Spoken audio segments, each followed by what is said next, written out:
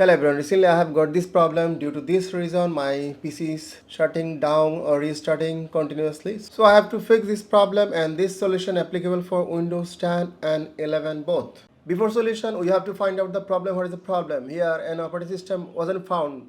So system is not finding the operating system or not finding the boot point where to start. So you have to figure out or assign the system where to start the Windows.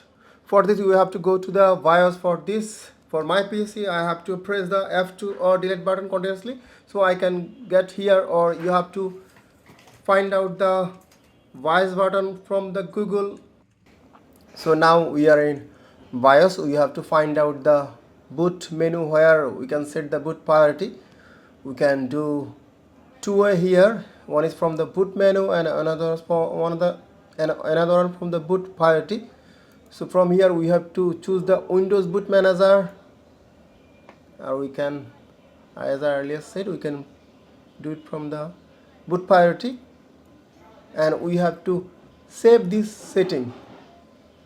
We can do both way, otherwise it will get the same trouble. Save changes and reset. Yes. So this is the simple solution for this problem. Please hit the like button if this video solve your problem.